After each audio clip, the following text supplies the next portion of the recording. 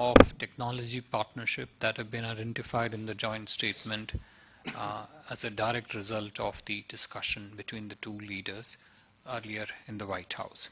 So you have a full set of technology partnership areas in the field of semiconductors. Whether it is the decision of Micron to set up an assembly line and test facility in India with a total investment amounting to roughly $2.75 billion. Of course, it would have a large chunk from Micron, but there will be other investors too. Lam, the company Lam's decision to train 60,000 Indian engineers, which falls more in technology capacity building engagement. The decision of the advanced applied materials to invest $400 million to establish a collaborative engineering center, again heavily centered on technology. If you go to the entire domain of initiative on critical and emerging technologies, you would find that there was a decision today to set up a quantum coordination mechanism and also the Quantum Information and Science and Technology Agreement. Also partnership in several plurilateral engagements which focus on technology areas. Quantum Entanglement Exchange, Quantum Economic Development Consortium,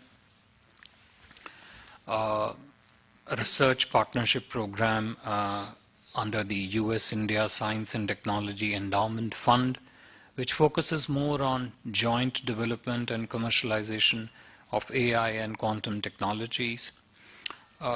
Critical area of HPC, high-powered computing technology, and development of source codes, and the regulatory easing in that space. So the 5 subdomains of technology I mentioned, you can easily add 2 more to that. One is relating to the regulatory easing. Google's AI Research Center also announced to continue its investing through the $10 billion digitalization fund. In S&T, there were 3 or 4 critical technology related announcements which were made, which are reflected in the joint statement. One of which was implementation arrangement between the NSF and the Department of Science and Technology of India relating to cyber physical systems and secure and trustworthy cyberspace. This area is particularly important given the increasing and increasingly complex and increasing number of cyber-related threats that our critical infrastructure in particular faces in both the countries. Signing of an implementation arrangement between NSF and the Ministry of Electronics of India for funding of joint projects in applied areas of research, which would include semiconductors, next generation communication, cyber security, green technologies, intelligent transport system, etc.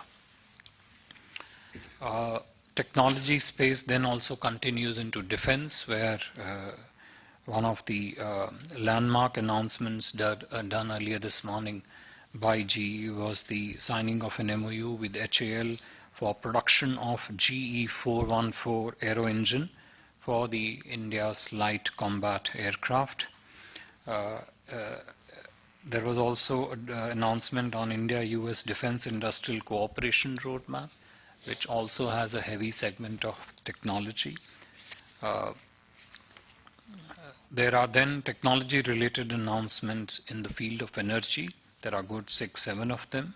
So if you put them all together, you will find that very clearly technology, in particular advanced technology, across various domains, whether it is the defense domain, whether it is in the area of space or other domains, it has been one of the most important outcomes, substantive outcomes from the visit and from the discussions between the leaders. Besides the technology related segment, Another area of important outcome has been people-to-people ties. This finds manifestation in a decision by the US side, and both India and US have agreed that US will start the process to open 2 new consulates in India, one in Ahmedabad, one in Bengaluru. India will open its consulate in Seattle and 2 other places which are to be determined later. Defense has been another important area of significant outcomes during this visit. One element of it which I have highlighted is the agreement to produce GE 414 engine. The other elements include India's plan to procure MQ-9B Reaper drones from the US. There have also been some decisions and announcements with regard to placement of defense personnel in each other's facilities to better understand different systems and their operations. We have also announced commencement of negotiations with the US Department of Defense for concluding a security of supply arrangement, as also discussions on the reciprocal defense procurement agreement.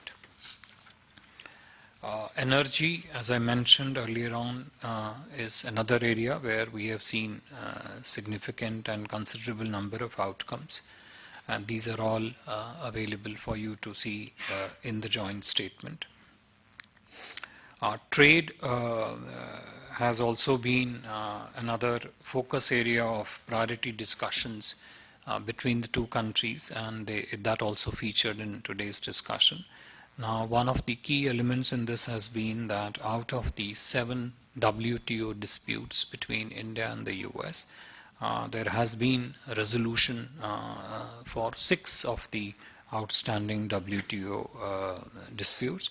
There have also been cooperative understandings with regard to upskilling of employees, arrangements between the US Small Business Administration and the Indian Ministry of Micro, Small and Medium Enterprises, announcements of substantial investments by companies like Boeing, 100 million in this case, on infrastructure and programs to train pilots in India, etc.